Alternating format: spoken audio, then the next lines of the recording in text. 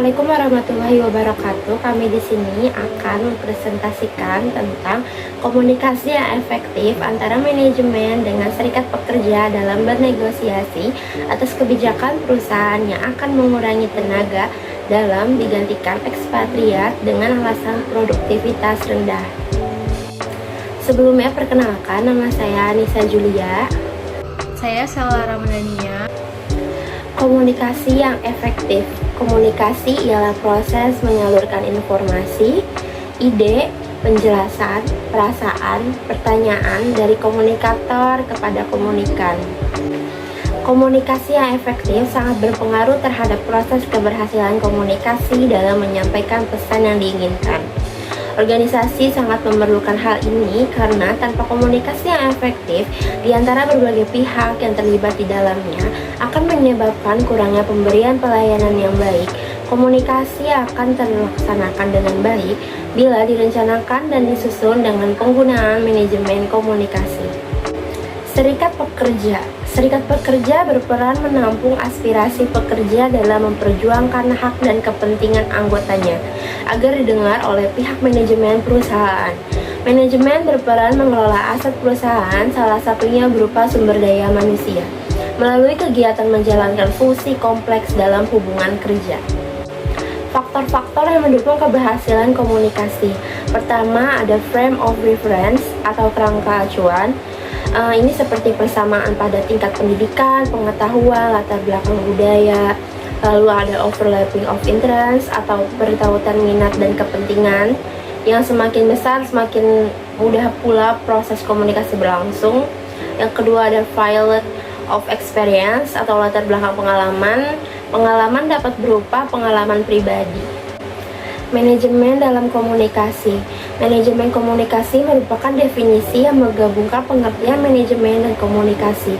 Karena itu, manajemen komunikasi merupakan perpaduan konsep komunikasi dan manajemen yang diaplikasikan dalam berbagai setting komunikasi. Negosiasi adalah sebuah kegiatan strategi yang dilakukan untuk membuat keputusan terkait berbagai permasalahan penting akibat adanya ketidaksepakatan dan perselisihan. Menurut Henry Kissinger 1969, mendefinisikan negosiasi sebagai sebuah proses yang mengkombinasikan posisi konflik ke dalam posisi yang umum di bawah sebuah aturan dan keputusan yang bulat. Persepsi atau negosiasi yang berbeda. Pertama itu pemilihan negosiator. Di Amerika, usia tidak penting sehingga negosiator bisa saja orang yang lebih muda. Tapi di Cina dan Korea, tim negosiasi biasanya orang yang lebih tua, dan sedangkan kalau di Arab, perempuan lebih rendah dari laki-laki dalam sebuah bisnis dan lain-lainnya. Kedua itu etika bisnis dan negosiasi.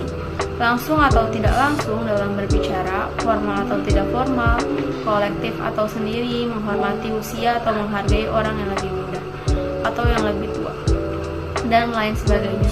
Yang ketiga itu berpartisipasi dalam negosiasi. Bisnis antar budaya, 5 gaya yang bisa menimbulkan masalah. Yang pertama itu formalitas dan status. Yang kedua itu kecepatan dan kesabaran. Ketiga itu menyatakan emosi. Dan keempat, bentuk komunikasi langsung dan tidak langsung serta. Dan kelima itu bukti dan kebenaran. Mengembangkan kemampuan negosiasi antar budaya. Pertama, bersiaplah pelajari mengenai budaya tuan rumah. Kedua, mengembangkan kemampuan negosiasi antar budaya. Mengembangkan sensitivitas terhadap penggunaan waktu. Yang ketiga, dengarkan dengan seksama. Yang keempat, belajarlah untuk menoleransi ambiguitas. Yang kelima, cobalah untuk menempatkan persetujuan. Ekspatriat atau tenaga kerja asing. Saat ini sudah menjadi sebuah hal yang biasa jika mendengar tenaga kerja asing atau ekspatriat mendapatkan kompensasi yang lebih tinggi daripada tenaga kerja yang di domestik.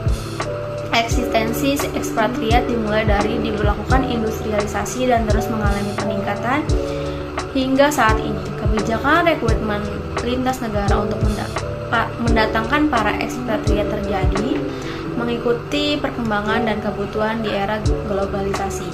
Hal tersebut juga menuntut terciptanya kebijakan yang memberikan kebebasan dalam persaingan tenaga kerja. Kebijakan ini menghendaki kebebasan pergerakan tenaga kerja atau personal movement melewati batas wilayah teritorial negaranya.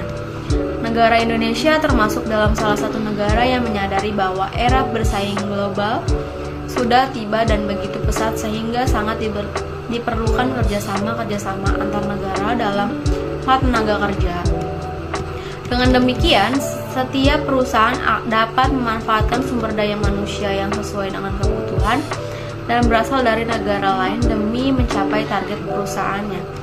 Eksistensi ekspatriat tersebut menjadi salah satu pedoman bagaimana perusahaan memberikan kompensasi terhadap ekspatriat tersebut.